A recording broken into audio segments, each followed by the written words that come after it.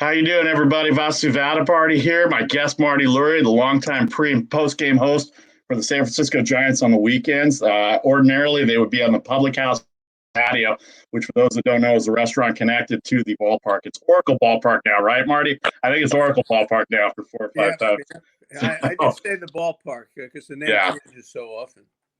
he does a great job on KNBR. Talks about melts the current ball players, and the current way the game's played with the history of baseball. It's an extended pregame show on the weekends, and it's very Elvis-like. We can't wait to get back fans, but he's very Elvis-like on the weekends with all the people that come up to him on the patio. For those that remember how Elvis Presley was treated, Marty Lurie, the Elvis Presley of Oracle Park, and some of those Great. years, and Hey, some of those the years, fans are great. The fans fans are couldn't great. be nicer. I love being out there, and I'm out there with Carmen and Adam and Allie Williams, and we just have a lot of fun. And the fans couldn't be nicer. They bring cakes and pies, and I'm sitting there holding a little dog and autographs and pictures and all that.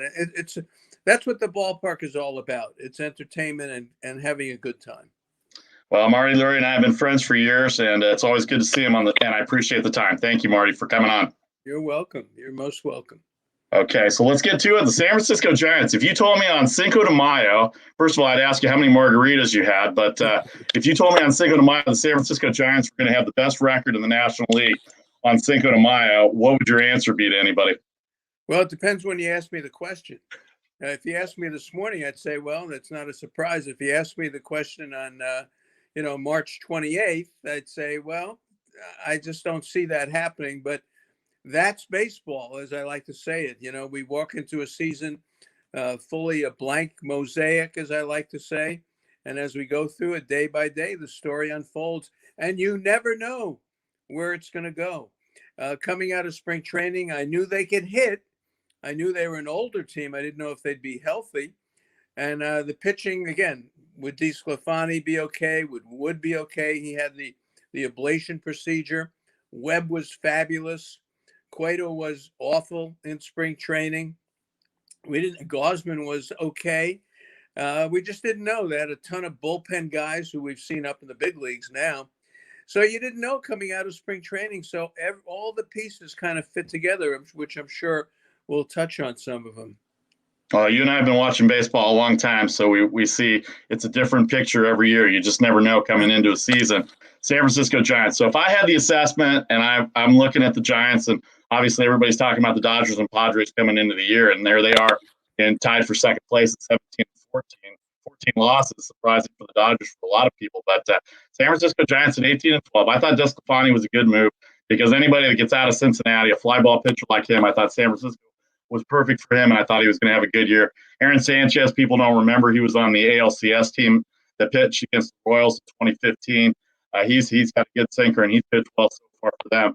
Johnny Cueto been injured a little bit, but he's the veteran of the staff. But it's even more than starting pitching, Marty. I'll tell you what I think, because the hitting's still not there. Some of the clutch hitting has been there, and some of the power has come back, especially for Buster Posey. But if I told you the best thing about this team right now is the way they play defense, it's helped everything around, what would you say to that? Well, that's not a shock to me because Belt is a gold glover, even though he hasn't won one, he's a gold glover. Crawford and Longoria are gold glovers. Posey behind the plate is a gold glove type of catcher. The only question was going to be at second base, and La Stella was going to be the second baseman. The outfield, we knew Yastrzemski was a good right fielder. Dubon in center field was learning, but very aggressive. And left field was going to be a question with Dickerson and Ruff. So if they stayed healthy, they were going to have a great infield defense and a good up the middle defense if they stayed healthy. So the defense being the best is shocking. I mean, let's face it, that's shocking because Flores and Solano don't have the great range. They're a little bit older. But to know that they had a good defense coming out of spring training is not a shock to me. That isn't a shock. Our guest, Marty Lurie, the pregame host on the weekends for KNBR for the San Francisco Giants broadcast. You can tune in at 680 and 1045 if you're local, or you can get it on the internet. Anywhere you get your internet or podcast, you can listen to Marty Lurie. It's a great listen and extended pregame show. I always enjoy the pregame show because I love how you melt the history of baseball with what's going on currently, as I tried to say at the beginning, as I tried to get the words out here. Let's talk about the National League West a little bit here. The Dodgers, everybody had them pegged for the World Series already. Again, that's why you play the game, 17 and 14. The big signing with Trevor Bauer. They haven't hit the ball as well. They've had injuries a little bit. This is my team. So for the internet world, this is my team. It's kind of sad. It's kind of shocking to see them get off a rough start. Then they got swept in the doubleheader by the Cubs yesterday. What's your take of the division overall, but the Dodgers specifically right now? Well, the Dodgers have lost 12 out of 16, and that's kind of hard to believe with the pitching they have. They've had a lot of injuries early on, and that's been a big problem, and they're still not clicking offensively. Turner was hot early, and he's come back to earth a little bit. Betts has never really gotten it going yet. Bellinger's been out since basically like the first week of the season, so they've missed him. But I think there's another part that they miss, and that's the depth that they had last year. Last year they had Jock Peterson, and they had, of course, Kiki Hernandez. And these were guys who could come off the bench and do some damage. They don't have that depth anymore. They're working people in. Raley, McKinstry, who's hurt now. So I think offensively, they're suffering a little bit. They're suffering a little bit offensively with injuries, and also they don't have the depth they had last year. Kershaw in one inning in his last start, four hits, 4 runs. He was out. Bauer 4 1/3 last night. Urias has been terrific. He goes soon again, maybe today for the Dodgers. I forget if he's up today or not. But pitching-wise, Dustin May, he's out for this year and next year. Holy cow, what an injury that is. So you've seen a lot of injuries with the Dodgers so far. So I think that's a big part of it. But they have a good team. The bullpen is in flux with Kenley Jansen. And is he going to be the closer? They've got so many new names in the bullpen. I don't know who any of these people are. They had a guy last night, Clevenger, pitching, and he ended up losing the game last night to the Cubs in the second game. So it's May 5th. What can I tell you? 30 games have been played. You got 132 more to go. And the quality, the thing about baseball is the quality will get to the top. This isn't a 60-game season. This is 162. So the quality will get there by the end. So for the Dodgers, look, their misfortune is the Giants' fortune right now. So we'll talk about the Giants and their schedule, which is going to change a little bit in May. But the Giants have taken advantage of the Dodgers, and the Padres are still kind of putting it together. Our guest, Marty Lurie, if you're on Facebook or on my YouTube channel, if you want to send a question in, please feel free to do so. If you missed the live stream, you can download the podcast, Apple, Spotify, the best as well, too. We lost Marty's picture there for a second. There we go. All right, there we go. Back to him. I'm learning all this new technology, too, Marty, as far as the Zooms and the streams. Too. So it's you'd think I got it down now. But anyway, all right, so I'm interested in Here's the deal. When you do these things, don't touch anything. Just sit here and talk. Don't touch a thing. I made a mistake. I touched the screen by accident. See? Okay. All right. Good sage advice from Marty. I always listen to Marty's advice anyway. All right. So let's talk about the Padres a little bit. I was not impressed about, I know they got Machado and Tatis on the left side of the infield. They signed Tatis. And my joke was, as a Dodgers fan, I'm like, oh, they got both their infielders signed for a long term to win one playoff game because they're not going to beat the Dodgers in the division. But I just don't think they hit well enough, and their pitching's terrific and their bullpen's really good. I just don't think they hit well enough. And you can't, if you're an echelon team, you can't get swept at home by the Milwaukee Brewers. I know it's April and I know it's May and all this other stuff, but I just don't think that you can get swept at home by the Brewers after winning 3 out of 4 against LA on the road. That just tells me that you're not ready to compete or not ready for prime time, as the old saying goes. Well, you're facing Woodruff and Burns. Those are 2 of the best pitchers in the National League right now. So you take that into consideration. But let's talk Padres. They have been a little bit of a disappointment to me. Offensively, we're still waiting for the breakout of Tatis, the breakout of Machado. Hosmer was good early. He's come back to earth. Grisham is terrific. They run like crazy. That's what they're doing. They're a big running team. They pulled this double steal in the Giants, second and third. They run like crazy. Offensively, they just haven't put it together yet. Now, am I concerned about it? Not really, because I think they're going to hit. and over 162, you're going to see that being a good team. They are a bad defensive team. They are. They throw the ball around like crazy. Tatis has more errors than some teams have. The outfield is okay. Profar is in left, and as I say, Grisham is out there. Myers, you got Hosmer, you got Nola catching now. So as a team on the field, they make a lot of mistakes, but as an offense, they just haven't clicked yet. And I wouldn't write them off. I'd say they've been disappointing. I think everyone agrees on that, but I wouldn't say, well, they're in trouble. They'll never be able to put it together. They can't. Now, the big thing for them is they spend money on pitching. And of course, they got Clevenger last year. He's Tommy John. Morihone, Tommy John. Weathers, who's been terrific, pitched in relief last night, 3 innings. Lamet they try to get him out there. He's pitched twice this year. I think he's pitched 5 or 6 innings, and that's about it. I think they're going to try to get him back in the rotation, but he's got a sore arm. And we go to Darvish, who's been fabulous. Darvish is terrific, but he's an older pitcher. And this is May. And we'll see where Darvish is in August and September. He's an older pitcher, throws a lot of high-stress pitches, a lot of breaking stuff. He's like Greinke was a few years ago. He'll throw you 68, then he'll throw you 94. So he's been terrific. Snell has got great stuff. And for 3 innings, he's on command. And all of a sudden, in the 4th and 5th inning, he'll throw 65 pitches, and he can't find the plate. And he'll make a big pitch to get out of the inning, but all of a sudden, after the 5th inning, he's thrown 90 pitches. Now, they need him. They need him to go a little deeper in the game. They need him to go deeper. Paddock has been awful. The sheriff, Big Chris Paddock, has been awful. So what's been saving them? The bullpen. Their bullpen is terrific. Outstanding. It's terrific. Hill has been good. Adams has been good. Pomerantz, Melanson closing 10 for 10. The bullpen is terrific. So they play close games. And then if they have a lead in the 7th inning, like the Padres have done for the last 25 years when Bochy was there and Bud Black, they know how to do those last 3 innings, and they've done it again. So there they are. It's the beauty of a baseball race. All the parts are there. I'm not going to worry about the Padres if I'm a Padre fan. I'm not going to worry too much about the Dodgers, although there are some red flags. And for the Giants, you just hope they stay out of the infirmary. They stay out of the infirmary because the injuries are the things that can hurt the Giants.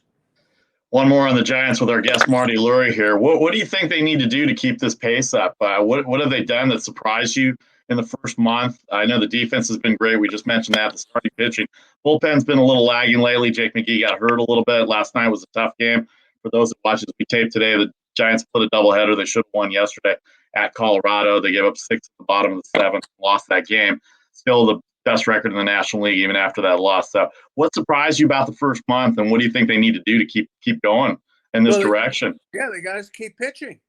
The starting pitching has been terrific. You got everybody with an earned run average other than Webb under 2.2. And what it's done is it's helped the defense because the pitching has been so good that the hard hit ball rate is very, very low. And therefore, they're turning what's put into play into outs better than anybody around. Their batting average on balls put in play against them, very low, the lowest in baseball. So the pitchers have been so good that you don't have the outfield being exposed. So there aren't that many tough chances during the game. So they have to continue the starting pitching the way it is. They must continue to do that. They can't play from behind. They don't hit for a high average. They hit a lot of home runs. They can take some walks. They can work the count. They can grind it out. But if this team is going to go anywhere, they've got to pitch like this for the season. And that's the big question because you got Cueto coming back, lat injury already, older. DeSclafani, you don't know what's going to happen. This is a 162. These guys pitched 20, 30, 40, 50 innings last year. Now you're asking them to pitch 180. We have no idea what the summer is going to look like. We just don't know. Gossman's another one. All of a sudden, the groin hurts, and, they had to push him back, and he's going to pitch this weekend. DeSclafani's going to pitch against the Padres, and Sunday, Cueto's coming back. So they have to keep the starting pitching going. That's the key to me, and they have to stay healthy. You must keep Posey on the field. Posey's having an MVP. Yes, a Hall of Fame MVP season. Belt is having an MVP type season. Longoria has been fabulous. Crawford does his job. Can you keep those guys on the field and keep them healthy at 33, 34, 35 years old? That's the question. It's going to be interesting. As Marty always says, it's the mosaic of baseball, game 1 to 162. We're at May 5th, and I tell everybody on my Facebook page every time, big Giants fans that love you, they all give me the LA, they all give me the number one finger on LA every time they lose. And I'm going, calm down, everybody. It's May 5th. It's Cinco de Mayo. Go have another margarita. Type of thing. All right, last one on the National League West. I know you guys are going to see the American League West again this year with the pandemic and the travel. The last one in the National League West, Arizona, all of a sudden playing well. They're 2 games back. Madison Bumgarner throws is what John Miller said, a notable achievement, not credited as a no-hitter, a 9-inning no-hitter, but then these are Major League Baseball rules that said it's a 7-inning doubleheader. First of all, I think it should have been a no-hitter. Secondly, how about Arizona starting to hit the ball a little bit now? And they're right there in the mix. Yeah, they are. I have no idea who they are, who plays for them, what they're doing. I had Nick Piccoro on the show Sunday from the Arizona Republic, and he went through Pavin Smith and this one and that one. At the end, they said, Nick, who are these people? I have no idea who they are. So they're starting to play a little better. They got a good manager. Bullpen, I have no idea what's in the bullpen.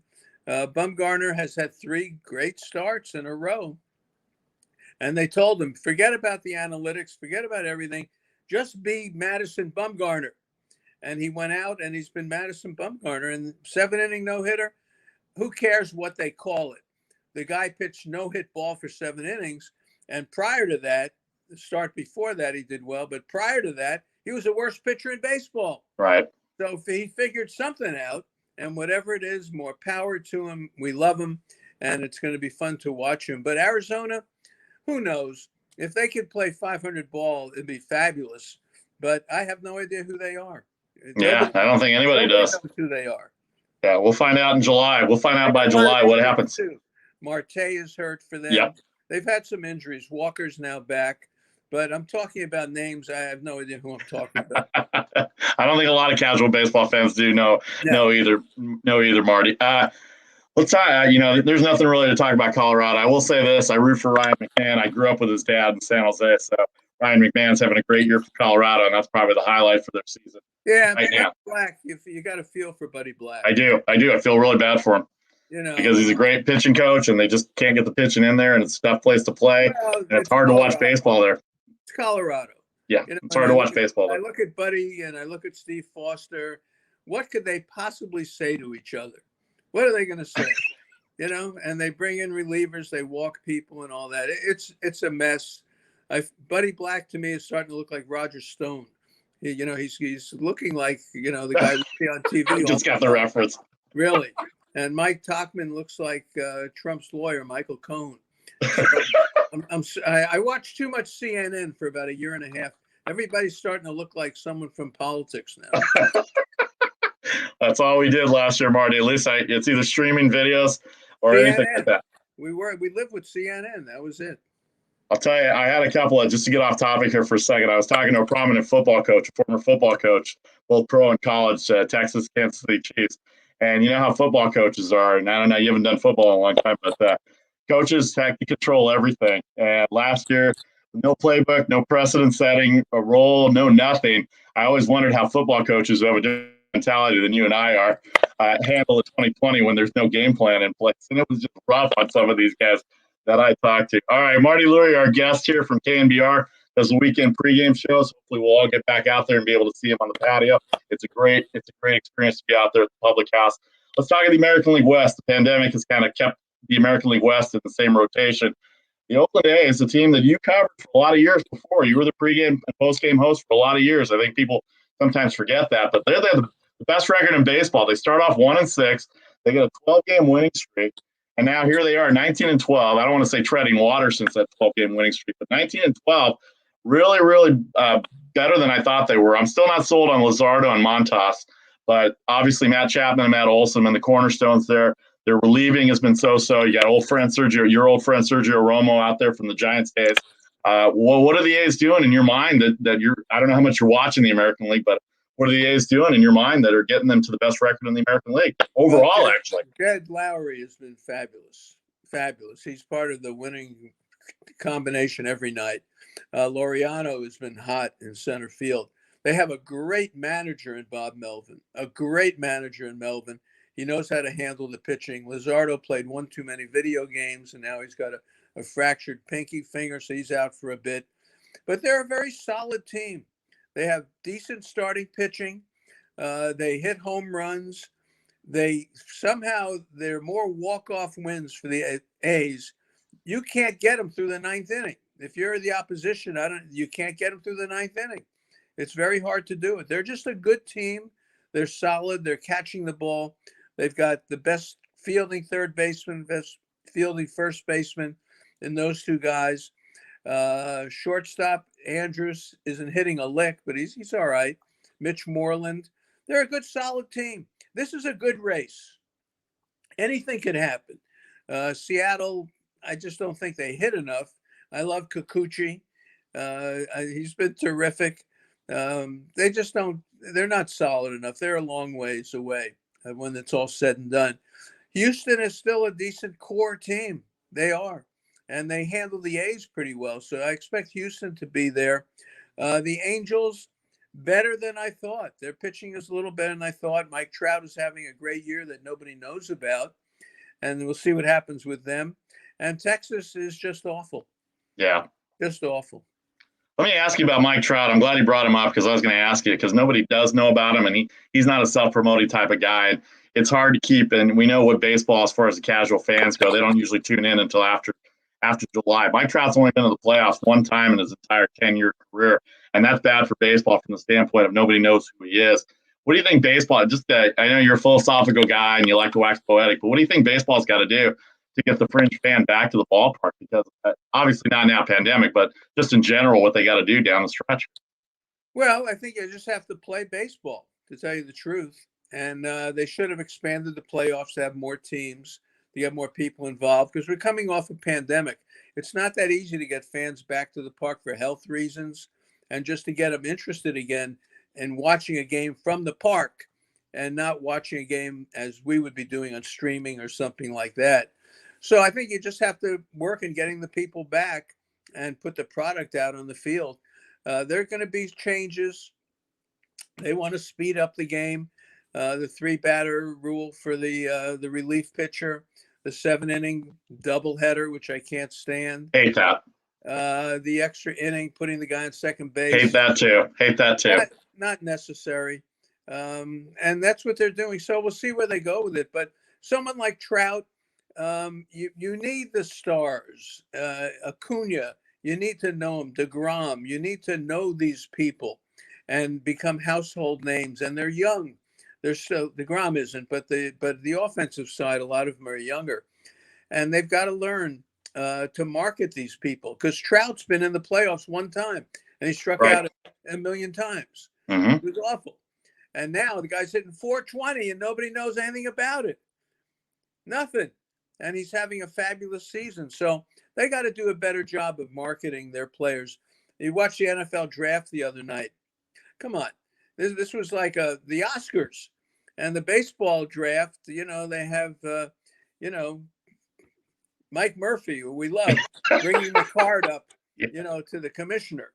And this thing, they've got, rock bands and all sorts of stuff happening. So baseball's got to do a better job of marketing. But they're so mixed up on this labor stuff that it gets in the way of doing anything else. I can believe it because it's been going on for 150 years. Once they realized they could put a fence around the field and charge money, they've been arguing with the players on how to divide it up. This goes back to 1870, and that's the truth. It's the truth. So they got to figure out a way to to work with each other and to market their product in a better way. But you can't knock the season. The 162, the day-to-day drama, the games every day. We have to get our mindset back to that. And when we get into the summer and see how it's playing out, and then you get to the race in September, but we need more teams in the playoffs. It was okay last year. I like the expanded playoffs. Couple more minutes here with Marty Lurie on Vasu Vaddiparty. If you're streaming with us live and you missed any of it, you can download and subscribe anywhere. Get your podcast. Apple and Spotify seem to be the best, and you can check out Staples Media as well too, where all our shows are at. Let's hit the National League East just for a couple of seconds. We don't need to go team by team, but you mentioned Jacob deGrom, and for 3 years, I mean, everybody in the Bay Area where we live remembers Matt Cain and the little run support. I mean, Matt Cain didn't get a lot of run support, but Jacob deGrom would love the run support that Matt Cain got based on the years that he's had the last few years. I mean, as you look at the bottom of the screen here, Jacob deGrom, who, by the way, missed his start yesterday. He's got some shoulder issues. 2-2 with a .51 ERA, Marty. You've watched baseball a long time. I've watched baseball a long time. 1977 for me, my first game in Los Angeles. How does that happen? I mean, I know how it happens. They're not hitting the ball, but, I mean, how does that happen consistently to one guy in the rotation? Look, it's because sometimes, hitters relax saying, well, it's deGrom. He's not going to give up anything, and maybe they don't play as aggressively. But we saw it with the Dodgers in the 60s with Koufax and Drysdale. The famous story is, Drysdale was in the hotel. He went ahead and Koufax pitched the game, and they came into the hotel and they said to Drysdale, hey, Sandy didn't give up any runs. And Drysdale said, yeah, but did he win the game? And that's the way it is with deGrom. It's the same thing. It's quite amazing. Quite amazing. Look, we're in an era of hitting, diminished hitting. Right. Whether it's shift, which has got to change. Yeah. The mound, which is closer now, and they throw 97, 98, 95. Something's got to change. And we're seeing pitchers like deGrom start dominating. And it's going to be something baseball's got to deal with. The shift has got to go. I agree with that. I totally agree with that. I was all right with 2020. Everything was a one-off with everything that we went through. Watching a guy at second in extra innings, like watching beer league softball when you start that. I get it in softball because there's not a lot of hitting in softball, female softball. And then 3-batter minimum, I was all right with that because in the old days, relief pitchers would go an inning or 2 innings. So I'm all right with guys coming in to face 3 batters. You got to get both sides out. Until you hit the first 2 and you're still out there, like it happened in the Philly game. Right. They hit Harper in the face. They hit Gregorius in the side, and they couldn't take the guy out. St. Louis couldn't take the guy out because he hadn't faced 3 batters yet. That's where the umpire has to jump in and say, okay, he's coming out. Yeah, I still like the 3-batter rule. I don't like the extra inning rule, and I don't like the 7-inning doubleheaders. We agree on that. So one last thing, in the talk about 2020, 2021 pandemic. How's this for a stat for you? This is from my research. Everybody in the National League East, and I don't know how much you follow this, but I think it's an important stat. The Miami Marlins are in last place, but they're the only team with a plus run differential in the Eastern Division. Philadelphia 15-15, they're okay. Their bullpen's horrible. Washington, they got off to a slow start. Soto's hurt. Scherzer pitched a complete game the other day. And then there's no baseball sense. Like I want to bring this up because you and I have watched baseball a long time, and we know kind of the way it goes in terms of the right plays to make. I'm watching the Marlins and Nationals game on Sunday afternoon. Scherzer's dominating the game. Marlins are not doing anything. They finally get a base runner. Run means nothing. He's on first base. It's the 7th inning. They still need another batter up there to get the tying run. What does he do? He takes off to second, gets thrown out, trying to steal second. What is he doing, Marty? What are players doing? Do players understand the nuance of baseball nowadays? Because I watch it, I'm like, what are they thinking sometimes out there? Well, they don't run. They don't steal bases. They don't bunt. They don't play the little game. So when they're asked to play the little game, it's trouble. And they'll do things. Look, how many times do we see a guy go second to third on a ground ball to short and get thrown out? Right. Why does that happen, Marty? Why does that happen? Do they not understand the way the game is supposed to be played? Is that what's going on nowadays? I think they do. I just think they're, aggressive, trying to make something happen. And look, Dubon the other day ran into the third base coach because he kept his head down and he wasn't looking. So you see some of that. But generally, the game is a better game when you have the ball in play. Then you can see the athleticism, you can see the running, you can see the doubles and triples. Totally agree. Strikeouts exceed hits by 1,000. It's crazy. You know, the first hitter strikes out, they walk the next two, they strike out the next hitter, and maybe the next hitter will hit a ground ball. And meanwhile, you've been watching the screen for 25 minutes and one ball has been put in play. That's got to change. That's got to change. Yeah. All right, let's move on to the Central here a little bit. St. Louis starting to get their up and comings here a little bit. 5-game winning streak. Milwaukee off to a hot start. Cubs, Pirates, Reds bringing up the back end of the division. Arenado and Goldschmidt in St. Louis right now. San Francisco Giants fans that are watching on the internet now know how bad they used to hurt the Giants pitching staff for years and years and years. And now they only have to pay them twice a year, once there and once here. What do you like about the Central? What have you seen about the Central when you watch? Well, I like the Cardinals pitching. I like the bullpen. I think they're starting pitching. They got an ace in Flaherty. Kim has been pretty good. The Cardinals have been pretty good. They've got some decent hitting. They've got some good outfielders. Baden is now back. O'Neill is doing well. Carlson, a rookie, is doing well. They got Goldschmidt and Arenado on the corners. De Jong is up the middle.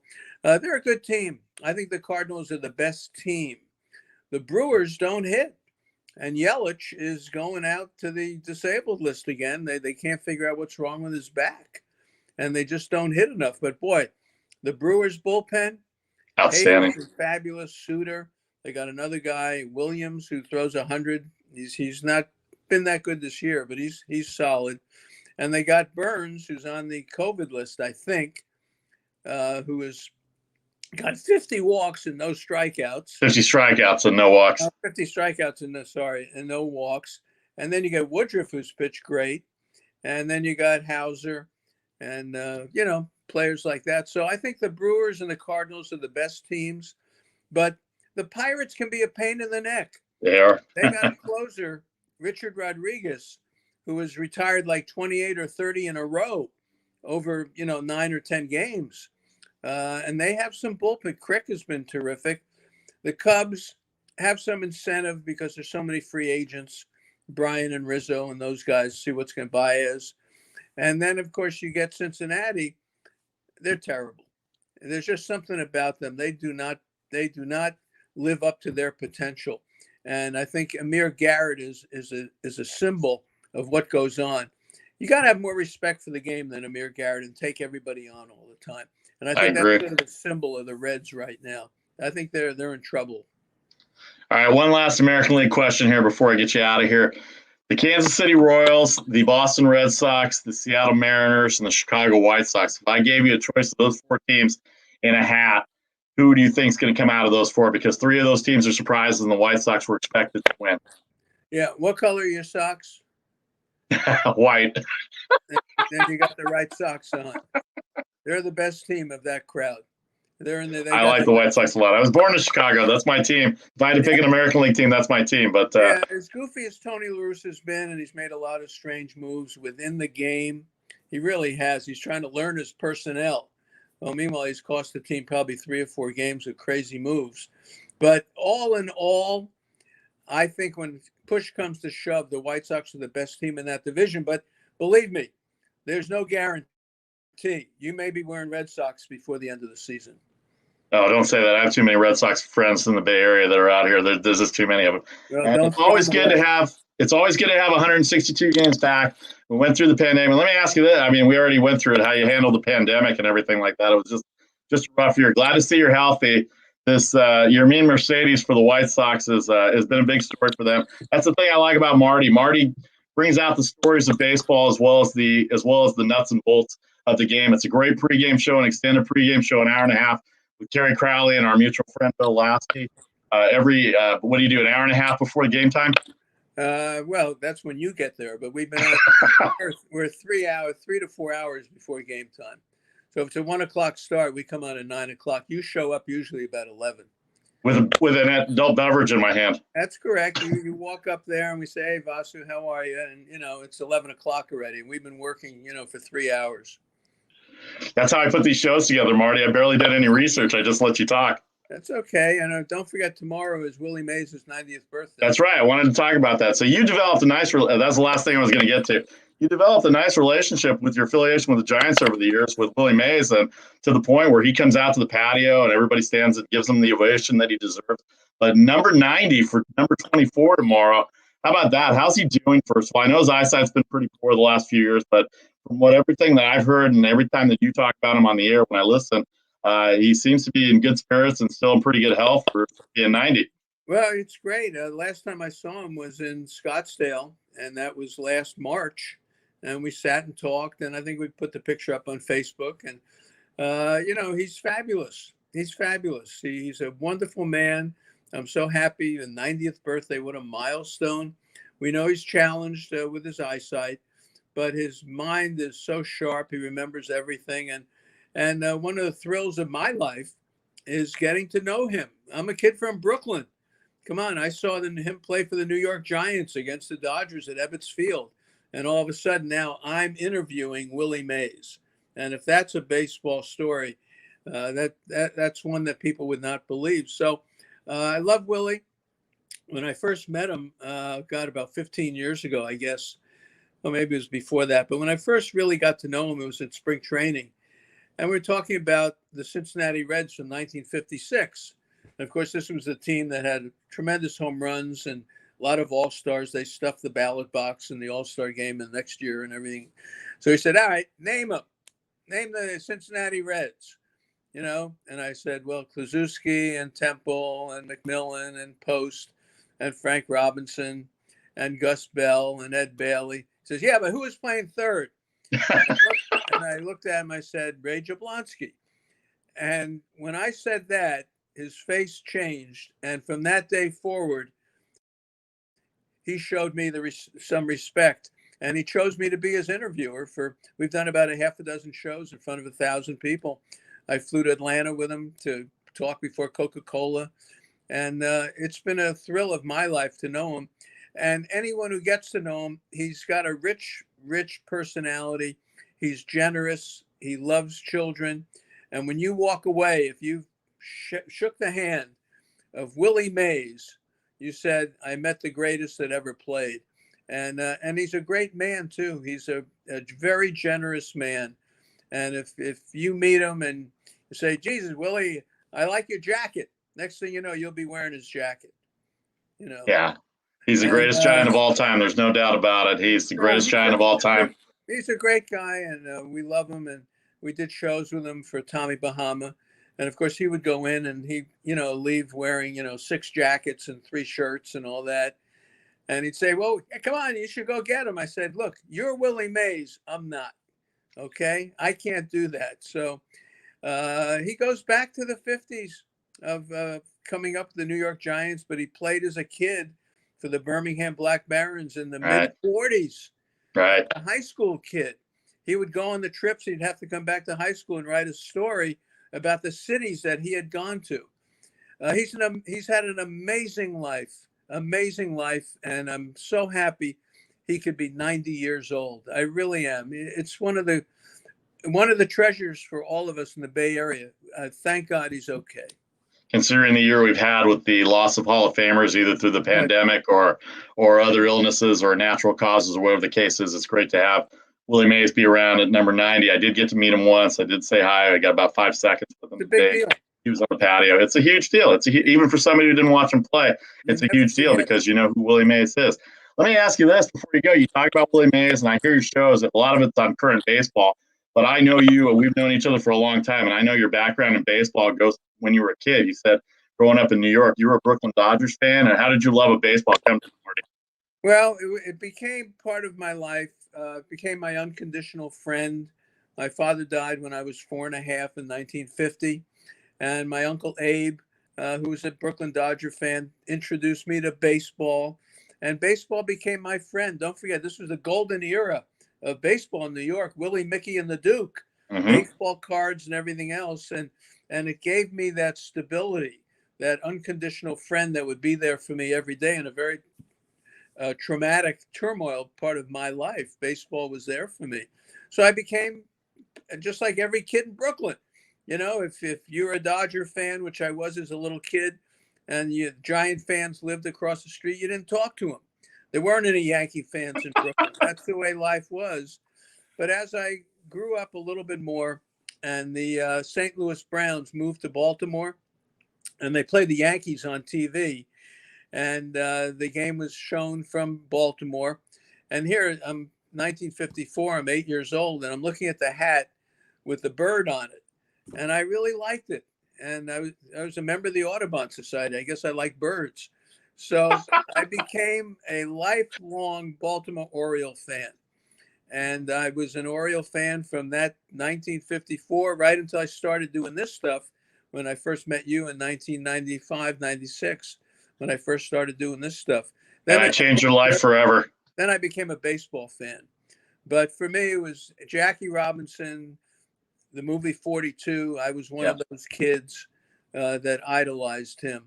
And I've loved baseball ever since. So I've seen a lot of ball in my time. And I know you just have to be patient, let the season play out. If you hit the ball, catch the ball, throw the ball, and pitch the ball, you'll be fine. If you can do those things. And that's it. You have to just be a solid ball club. Well, I've seen baseball since 1977, but I love the history. When I listen to your pregame shows and our conversations about the history of baseball, I learn something new all the time. We've been friends a long time. By the way, another show that we do, hopefully we'll have you on again, talking about the reason your conversational tone is so good. People don't know on the internet, or I'm sure you haven't talked about it very much. Marty Lurie used to be an attorney, so I can imagine the conversational tone and the style and deliberation in a courthouse or in a courtroom in front of a jury or a judge probably has the same tone and tenor as you do your broadcasts. Is that kind of how you develop your style in terms of on-air presence? I think so. I think that, which I never realized when I just started this thing, little KECG 88.1 FM in El Cerrito High School. And I just started it. And the skills of being a trial lawyer transferred. You have to produce a case. You have to produce a show. You have to listen to the people who are on. You have to ask open-ended questions. You have to be someone who can move the show along, and you have to relate to your audience. It's not about me. The answers are about you, and that's what I try to bring information to the audience. And yes, to answer your question, yeah, I think being a lawyer for 25 years, being a trial defense lawyer in Florida and San Francisco prepared me. Who knew it? I didn't know it. That my love for baseball and law prepared me to do this. Who would have guessed that? Well, knowing you as I know you, I could tell that the love of baseball and the broadcasting skill and the things that you've done. You've been a great friend of mine for years, and I love enjoying the conversation with you. It's the first time we've done it. How's my open-ended questions, by the way? Since I might as well get critiqued online. Perfect. Very good. Very good. So you don't give the answer and say, right? Isn't that true? That's the way a lawyer would do it if they're cross-examining someone. But no, you ask the question and you let me give my answer. That's the key to the whole deal. And the other part is to say your name. So Vasu, you did a nice job. I appreciate that, Marty. I love talking to you in person. Let's do this again on the interview. And I appreciate the time, Marty Lurie, the pregame host on weekends on KNBR. It's a great listen. With the history of baseball, with the current tenor of baseball as well, too. Kerry Crowley, Bill Lasky also joined him on the podcast. Marty, I appreciate the time. I know you got to run for the baseball game coming up in about 20 minutes. Thank you very much. We will talk soon, and I hope to see you sometime down the road. Stay healthy and stay well, my friend. You're welcome. Anytime. Thank you. Okay. I'm Vasu Vaddiparty. Marty Lurie been our guest. Check it out on Stables Media, and also download and subscribe to any of the podcasting outlets to get it if you missed any of the live broadcast. Again, thanks to Marty Lurie. Have a great afternoon, everybody. We'll see you soon.